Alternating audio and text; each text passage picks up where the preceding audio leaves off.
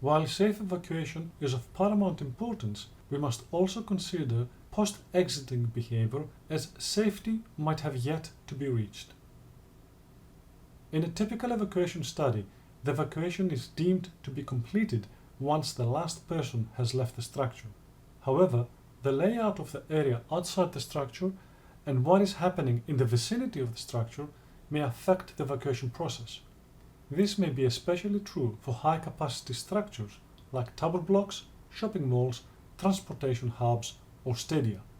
During such evacuations, the safety of the population outside these structures also needs to be considered, as they may need assistance, may need to reach a refuge location, or disperse in an orderly manner, either in a pedestrian mode or with the use of vehicles. In this case, the evacuation does not stop once the people have left the structure, but continues within the urban environment. If we are to consider pedestrian dispersion, then the evacuation simulation tools will need to be able to represent agents walking away from the buildings and moving towards the assembly areas, refuge locations, or simply moving away.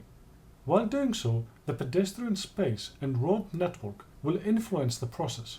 To accommodate for this type of conditions, the Exodus model was extended to include the pedestrian spaces and road networks outside the facilities being modelled. These developments also include key behaviours and pedestrian vehicle interactions when these occur, for example, when pedestrians attempt to cross a road. These behaviours include pedestrians selecting whether to use a pedestrian crossing or not, crossing behaviour within or outside the designated crossing area, along with different strategies for how to cross the road. These behaviours include pedestrians selecting whether to use a pedestrian crossing or not, crossing behaviour within or outside the designated crossing area, along with different strategies for how to cross the road. These developments allow for psychological factors such as being in a hurry to be considered. To accommodate for these behaviours, Exodus has been coupled with a sumo traffic model that can represent vehicles moving along the road network. Examples of crossing behaviours are shown in these two videos.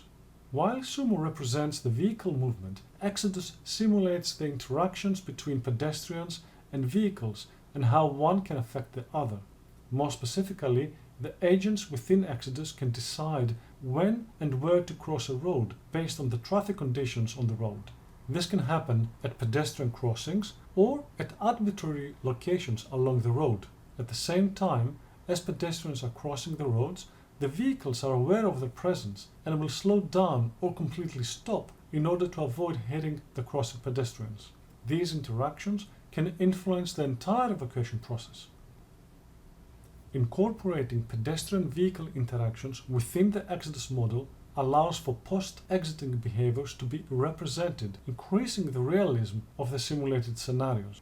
Furthermore, these developments can reveal how the required safe egress time may be affected and be elongated by congestion building up past the structure's exits, as well as by the presence of moving vehicles in the vicinity of those structures, hindering the dispersion of pedestrians. Both these aspects can have a knock-on effect that reaches well within the structures, generating queues and delaying people's egress. These enhancements also led to the further expansion of Exodus in representing large-scale rural or urban pedestrian and vehicle evacuations.